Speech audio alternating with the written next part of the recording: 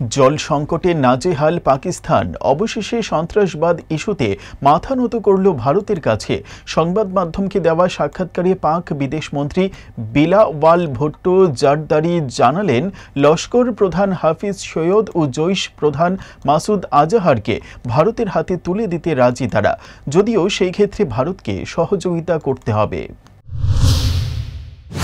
আন্তর্জাতিক সংবাদ মাধ্যম আল জাজিরাকে দেওয়া এক সাক্ষাৎকারে সম্প্রতি পাক বিদেশমন্ত্রী বিলাওয়াল ভুট্টো জারদারি জানিয়েছেন, ভারতের সঙ্গে আলোচনায়, বিশেষ করে সন্ত্রাসবাদ ইস্যুতে আলোচনায় বসতে আমরা প্রস্তুত।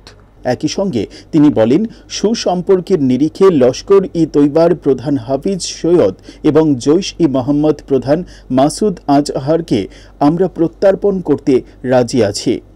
বর্তমানে হাফিজ সৈয়দ সন্ত্রাসবাদে অর্থায়নের অভিযোগে ৩৩ বছরের কারাদণ্ড ভোগ করছেন। একই সঙ্গে রাষ্ট্রসংঘ কর্তৃক ঘোষিত জঙ্গি আজাহারকে নিষিদ্ধ ঘোষণা করা হয়েছে। একই সঙ্গে তিনি বলেন, ভারত এদের বিরুদ্ধে সীমান্তবর্তী সন্ত্রাসের অভিযোগ তুলেছে, তবে সেই ক্ষেত্রে তাদের দোষী প্রমাণ করতে কিছু মৌলিক পন্থা অবলম্বনে অস্বীকার করেছে ভারত। এরপরই তিনি বলেন, ভারতের প্রতিনিধি পাকিস্তানের আদালতে এসে উপযুক্ত প্রমাণ দিক। এরপরই বিলাওয়াল বলেন, যদি ভারত এই প্রক্রিয়ায় সহযোগিতা করতে প্রস্তুত থাকে তাহলে তারা জানাক। সেই ক্ষেত্রে আমি নিশ্চিত যে পাকিস্তানের মাটিতে অপরাধী এই ব্যক্তিদের প্রত্যার্পণে আর কোনো বাধা থাকবে না।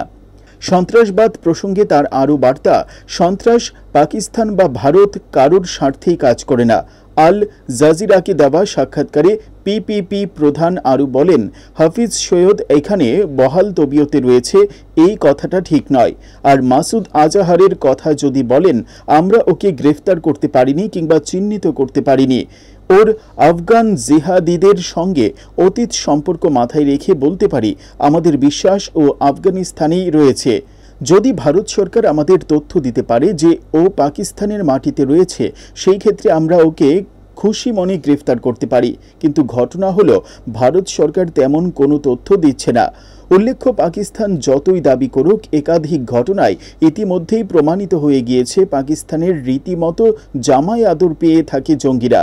হাফিজ সৈয়দদের ক্ষেত্রেও তার ব্যতিক্রম হয়নি। তবে এবার সুর বদলে জঙ্গি প্রত্যার্পণে পাকিস্তানের রাজি হওয়ার নেপথ্যে ওয়াকিবহাল মহলের মত, আসলে সিন্ধুর জল আটকে দেওয়ায় কেঁদে কুল পাচ্ছে না পাকিস্তান। বারবার ভারতের কাছে অনুনয় বিনয় করা হলেও সেই কথা কানে তোলেনি দিল্লি। আসন্ন বিপদ বুঝে আলোচনার বসার বার্তা আগেই দেওয়া হয়েছিল ইসলামাবাদের তরফে।